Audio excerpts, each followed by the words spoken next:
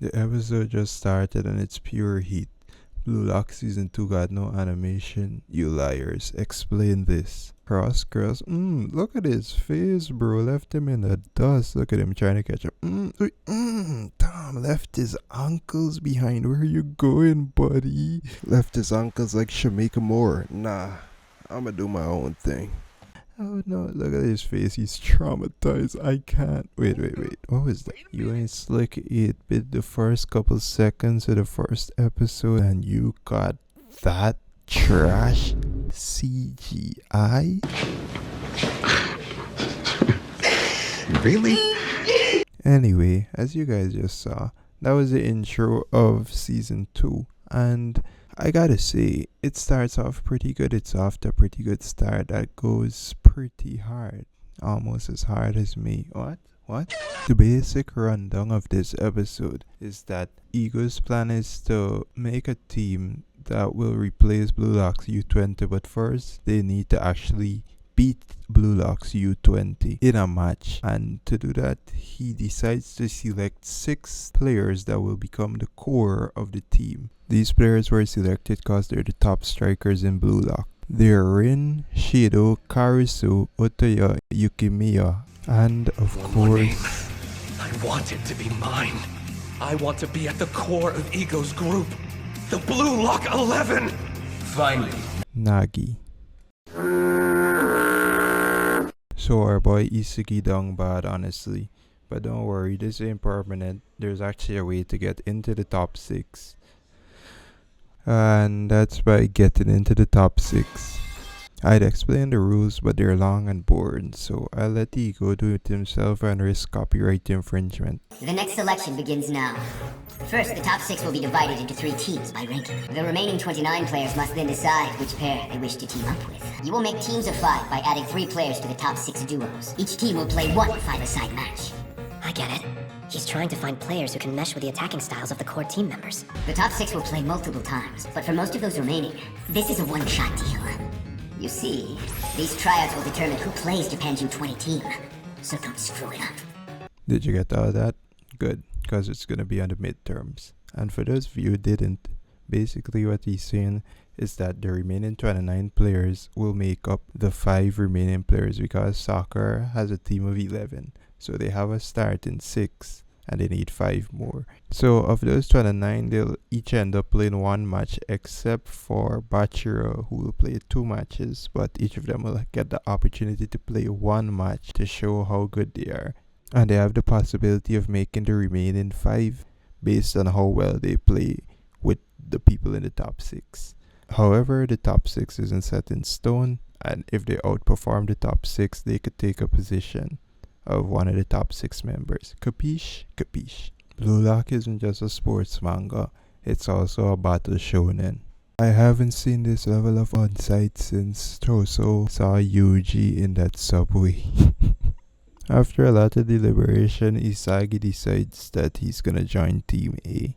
Meanwhile, this old guy and the Prime Minister are yapping about some evil stuff. I don't know. They're like they're like in this villainous lighting, and it's really not that cool until look at this guy. Look at this dude, my boy. Look at this dude. Yes sir. Season 2 might be good after all. Bro, looking clean. We'll win! And I'll prove what I already know. I'm going to be the #1 striker in the world. The best! We do not care. My fault, I got sidetracked. Anyway, like I said, Isugi picked Team A, and it just so happens the first game is between the Team A and Team B. And it also just so happens that Isugi gets picked for the first round of Team A players. Him along with Hiyori and Headband Guy.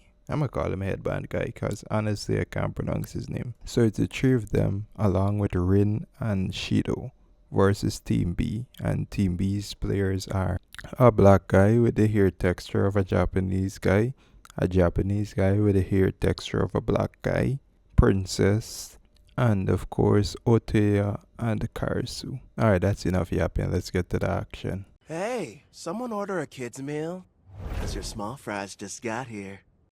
Oh, brother, this guy stinks! Okay, so we now in the game and I'm a professional commentator, trust. Okay, so Shido's running and the guy stops him and oh no, now there's two of them. Isagi wants a hug. He passes to Isagi. Isagi's like, here, take this. Ren is like, okay. Karisu has eyes. Ren uses a racial slur. That guy thinks Ren is racist. Ren passes to Isagi. Isagi passes to, oh no, it got stopped. Isagi is thinking about something. It's a loose ball. Is that Shido? It's Shido. What's Shido doing? Oh, Shido's cooking something. Shido's onto something. Shido chops the ball. Shido turns into a cat. Shido scores. Then he orgasms. Okay. Subpar on defense and overall play. His physical abilities are totally focused on scoring goals. Alrighty, data entered. I figured out Antenna Boy, more or less. Well, guess it's about time for some output. So basically, Karisu's power is... I understand it now. And Obito is a ninja. Otoya is a ninja, the way he sneaks up on you. I'ma be real, gang. I know it's my job to like summarize the anime, but this slideshow animation wasn't making things easy, dog. But in conclusion, Shido and Rin start beefing, and Isagi realizes that he could take advantage of the situation by trying to help them link up, because if the opposing team scores one more goal, their team is done for. But upon trying that, the first thing he does is pass to Shido, and he realizes that by passing to Shido, he'll keep getting nothing but assists, and he wants a goal of his own. So instead he links up with Hiyori and Headband Guy, and they get to cooking. Before Chigiri closes the distance, Hiyori needs to either take the shot or find someone to pass to. And Shido's over there. Shido will run closer to Hiyori to get the ball. Behind him, a space will open up for about a second at most. That's the spot where I'll shoot from. Ready, striker? Ignoring me's a bold move. Here it comes! A perfectly shared vision! Beautiful, Hiyori! Just like I pictured it!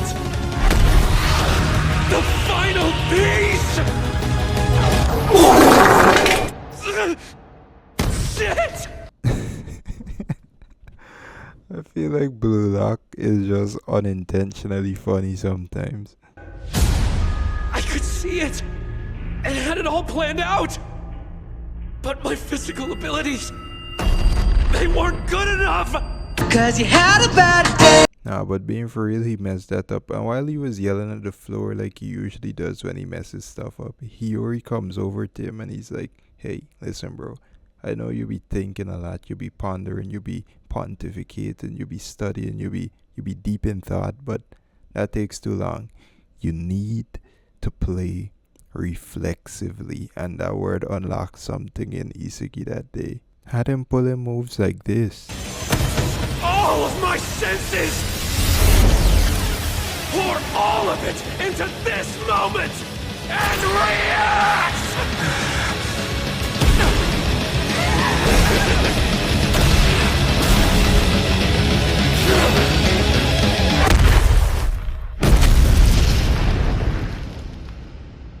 That's Yuichi Izaki. It's not possible.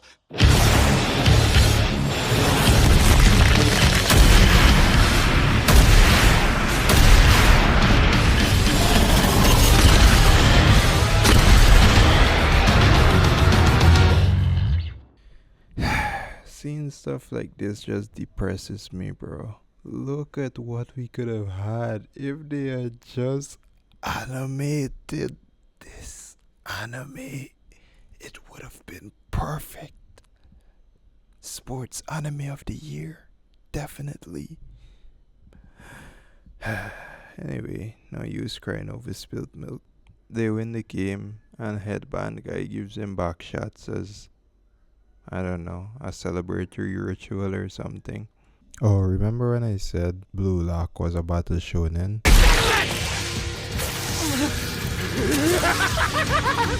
How about we paint the field with genius? What is Blue Lock even about, seriously? This man electrocutes Shido through his kit. That's a new move. I'm not familiar with that technique. That technique right there, I'm not familiar with it. I had to go all the way back to the manga. I'm so unfamiliar with this technique. Okay, so here we go. That's the back shots part. Okay. Yeah. They won. He said he likes his explosion. And right here. Bruh. Nothing at the start happened. They just told them to disperse. Well, that was a nice side quest. Let's check in and see what's going on with the gang. All of the matches are now over. In 6 hours, I will announce Blue Lock's roster. Those who will go against Japan's U20s. Well, that was quick. Glad to hear it though.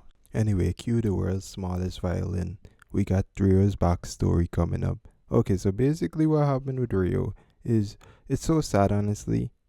He was just good at everything. Could you believe that? Could you imagine that? Being good at everything. And the only reason he started up football is because I guess he saw the World Cup on TV and he usually got everything he wanted in life and he was like, I want that. When you get everything you want in life, you just want to go for the things that you know you can't get just to prove that you can get it. I can't relate, I'm a failure. Anyway, this game might be his last chance to play with Ryo. Just one thing. Keep your eyes on me. Yeah, let's do this. Kinda gay if you ask me. But anyway, Isagi spends the start of the episode reviewing his plays and trying to figure out what the hell he even did there.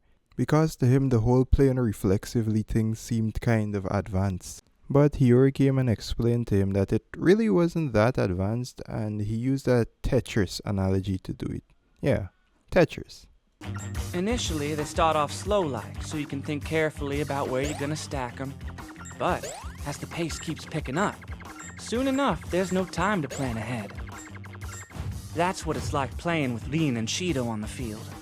Ryo, God bless his soul, is just a man in love. He does everything in his power from the very start of the game to link up with Nagi and perform in a way that would show him that he's good enough. And it just so happens that it doesn't work out. His shot gets blocked by this tall ass nigga. I don't know who it is. Can't remember his name. He's not important. But it's what happens after that that's the nail in the coffin. Nagi links up with Yukimiya and, well... That's kinda heavy. Nagi, you trapped it, huh? Nicely done, number 6. That was some good control, Nagi. Nice shooting, Sorry. I mean... Yukimiya. You can call me Yuki.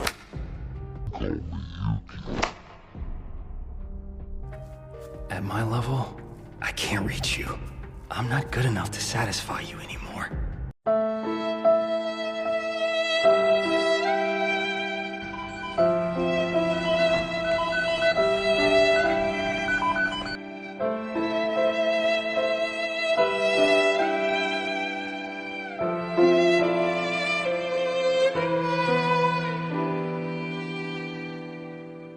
You know you're dead, right?